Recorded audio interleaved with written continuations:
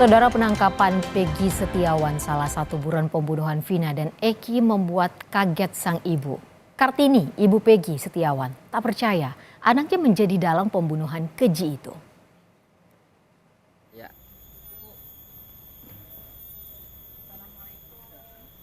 Peggy alias Peron telah ditetapkan sebagai tersangka dan diduga sebagai otak pembunuhan kasus Vina di Cirebon. Orang tua Peggy yakin anaknya tak bersalah karena saat kejadian tahun 2016 Peggy sedang bekerja di Bandung. Namun ia tak menampik bahwa rumahnya pernah didatangi polisi pasca kejadian pembunuhan Vina pada 2016 lalu. Lantaran rumah yang ia tinggali berada tak jauh dari lokasi kejadian. Ini masih ada nih. Tapi saya bersikeras juga, anak saya bukan pelaku utama karena itu memang bukan anak saya. Dan di tahun itu? Di tahun itu anak saya pun lagi bekerja di Bandung. Nah, waktu penggerebekan 2016 juga anak saya tidak ada di tempat, lagi masih kerja di Bandung. Alhamdulillah. Nah, pas penggerebekan sekarang pun anak saya lagi ngechat di Bandung juga. Waktu penangkapan terakhir saya juga tidak tahu, dikasih sama pengacara saya. Saudara, untuk mengetahui informasi terkini dari kasus pembunuhan Vina, kita akan bergabung bersama jurnalis Kompas TV Muhammad Syahri Romdon yang saat ini berada di kediaman Peggy di Cirebon, Jawa Barat. Araya, apa yang menjadi fakta baru atau informasi baru dari kasus Peggy DPO kasus pembunuhan Vina ini? Ya, baik Ivo, di studio kami mendengar bahwa pihak kepolisian berhasil menemui dan meminta keterangan dari saudara AF di wilayah Bekasi. Sepertinya itu menjadi informasi yang paling terbaru karena kemarin informasi itu sempat muncul ke permukaan. Berdasarkan pemaparan AF bahwa dia mengaku melihat kejadian tersebut dan juga melihat sepeda motor yang digunakan terduga pelaku kejahatan terhadap Vina dan juga Eki. Dan pada saat itu AF yang memang dia bekerja sebagai tukang cuci motor atau STIM di wilayah sekitar lokasi. Kami berusaha untuk meminta keterangan dari kuasa hukum terpidana Titin melalui saluran WhatsApp bahwa bahkan sebelumnya juga sempat disampaikan oleh beberapa kuasa hukum bahwa AF memang di dalam BAP kepolisian disebut-sebut sebagai saksi yang mengetahui kejadian tersebut. Namun Titin dan juga beberapa kuasa hukum lainnya itu menyaksikan karena pada saat persidangan nama A dan Dede tidak pernah dihadirkan. Sehingga akhirnya pihak kuasa hukum juga berusaha untuk mencari informasi kembali dan mengenal apakah memang AF atau Dede ini benar sebagai saksi kunci. Walaupun sebagai saksi kunci, apa yang menjadi informasi dari pemaparan AF tersebut? Ivo. Baik, sebenarnya pengakuan AF yang mengetahui atau sempat menyaksikan pembunuhan dan mengetahui sepeda motor milik pelaku ini pengakuannya baru saja atau pada 2016 lalu? Aray. Kami juga cukup kesulitan pada saat itu menemui Dede dan juga AF karena sejak peristiwa ini muncul ke permukaan dan pertama pada itu kami bersama jurnalis lain juga berusaha mencari kedua orang ini. Namun tak ditemui. Bahkan kami berusaha untuk menunggu di ruang persidangan pada saat proses persidangan berlangsung kasus ini di pengadilan Cirebon Kota. Dia dihadirkan. Akhirnya kita tidak sempat meminta secara langsung apa yang dia saksikan, motor apa saja melintas, dan berapa jumlah orang yang diduga terlibat pada kejadian tragedi pada malam hari itu. Sedang dari pihak hukum pun merasakan yang sama bahwa mereka tidak pernah melihat dan bahkan berusaha untuk mendapatkan keterangan dari dua orang ini itu sangat kesulitan karena dihadirkan dalam persidangan, Ivo. Artinya masih belum diketahui apakah kesaksian AF pada 2016 lalu dan kesaksiannya sekarang ini masih sama informasinya begitu? Belum dapat dipastikan dan juga dari kepolisian masih belum memberi keterangan lebih lanjut, lebih lengkap apa, siapa dan bagaimana kesaksian AF yang menguatkan bahwa dia memang sebetulnya tahu titik perkara itu. Baik, Arai, apakah bisa Anda jelaskan bagaimana lokasi rumah Peggy yang berdekatan dengan TKP?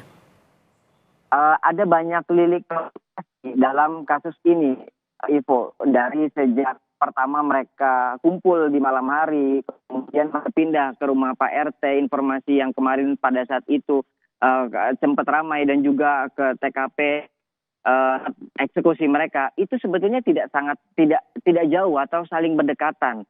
Dan bahkan dari warung sampai ke lokasi eksekusi itu berjarak sekitar 100 meter yang terpisah oleh jembatan, terpisah oleh jalan raya Perjuangan, jalan Perjuangan di sekitar kawasan Majasam. Kalau di tempat mereka nongkrong itu Gang Bakti 1, di eksekusinya berada di Gang 2 yang berada berseberangan di arah kiri jalan. Kalau kita melaju dari arah TKP pembuangan, yakni dari Kecamatan Talut. Begitupun dengan si pembuangan dua jasad Vina maupun Eki yang setelah dilakukan eksekusi, ruda paksa maupun pembunuhan, itu juga berjarak sekitar 300 sampai 400 meter.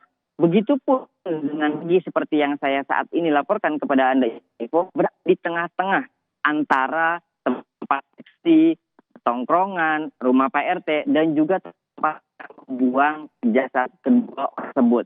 Sampai saat ini kasus ini masih terus didalami baik kepolisian dan juga pihak-pihak terkait yang berusaha untuk memberikan kesaksian terbenarnya. Nah kan tentu alat-alat dan juga berbagai macam kesaksian. Ivo. Terima kasih banyak atas informasi Anda. Muhammad Syahri Romdon melaporkan langsung dari Cirebon, Jawa Barat. Arai, selamat bertugas kembali.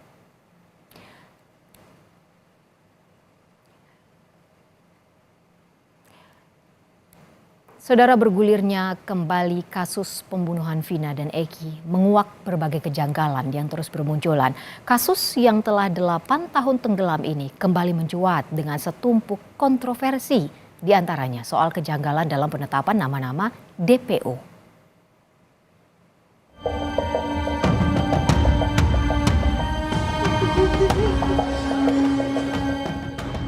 Sampai di Polresta, saya langsung dipukulin. Suruh mengakui apa yang bukan saya lakukan. Kejanggalan dalam penyelidikan kasus kematian Vina dan Eki mulai terkuak satu persatu. Salah satu kejanggalan yang baru-baru ini mencuat adalah pengakuan dari salah satu terpidana bernama Rivaldi Aditya Wardana alias Ucil. Kuasa hukum Rivaldi, Cindy Sembiring, menyebut pada tahun 2016 kasus kematian Vina dan Eki awalnya melibatkan 4 DPO, yakni Peggy alias Perong, Andika, Andi, dan Dani. Namun menurut Cindy, salah satu DPO atas nama Andika tiba-tiba diganti oleh Rivaldi yang kemudian ditangkap sampai hari ini. Yang menyebut Rivaldi sebagai Andika adalah ayah dari Eki, yakni Ibtu Rudiana yang saat itu turun langsung menangani kasus pembunuhan anaknya. Dalam penjelasan BAP-nya Pak Rudiana itu ada 4 DPO. Pertama ada Andika, Andi, Dani, dan Peggy yang saat ini sudah tertangkap. Ya. Nah itu semuanya tinggalnya. Itu yang itu ya kita nggak tahu ya. Ya kita nggak tahu sama sekali seperti apa wajahnya, bentuknya seperti apa kami tidak tahu. Tapi di dalam BAP-nya Pak Rudiana tertulis mereka itu semuanya tinggal di Banjarwangunan, ya, bukan yang saat ini Peggy itu yang tertangkap di Desa Talun. Nah, kenapa DPO saat ini itu menjadinya 3? Karena dianggap Rivaldi itu yang menjadi Andika. Nah, seperti itu. Padahal Rivaldi itu bukan nama Andika. Rivaldi itu Aditya Wardana alias Ucil, dipanggil sama teman-teman sekitarnya. Ya, Andika itu tidak ada sama sekali. Dan ditangkap sebelum tanggal 31 Agustus. Rivaldi sudah ditangkap tapi dengan kasus yang berbeda. Sebelumnya, terpidana kasus ini, Saka Tatal, juga menyebut dirinya korban salah tangkap. Dia bahkan bilang disiksa polisi agar mengaku sebagai pembunuh Vina. Pas baru nyampe, mau nganterin motor udah ada polisi. Saya datengin, saya kan ke situ niat cuma nganterin motor. Malah saya ikut ditangkap juga tanpa sebab apapun. Nggak ada penjelasan apapun. Langsung dibawa. Nyampe di Polresta, saya langsung dipukulin. Suruh mengakui apa yang bukan saya lakukan. Saya dipukulin, dijejekin, disiksa segala macam sampai setrum. Terus akhirnya Masaka ngaku. Siapa yang ngetrumnya, yang mukulinnya siapa? Yang mukulin, yang ngetrum itu anggota polisi semua. Tapi kita nggak tahu namanya. Namanya saya nggak tahu. Terus akhirnya ngaku Masaka. Akhirnya aku juga. Kenapa ngaku? Apa nggak kuat? Apa gimana? Akhirnya aku juga itu karena terpaksa. Karena terpaksa udah nggak kuat gitu. Udah nggak kuat lagi. Terkait ini, Komnas HAM menyatakan pernah mendapat laporan dari kuasa hukum Saka pada 2016 lalu. Komnas HAM juga telah meminta penjelasan dari Polda Jabar pada Januari 2017, namun tidak menerima balasan dari Polda Jabar. Uli menyatakan telah kembali berkoordinasi dengan Polda Jabar pada awal Mei lalu untuk kembali menindaklanjuti kasus ini. Terkait dengan aduan mereka, pertama terbatasnya akses keluarga dan kuasa hukum untuk menemui para tersangka termasuk Sakal.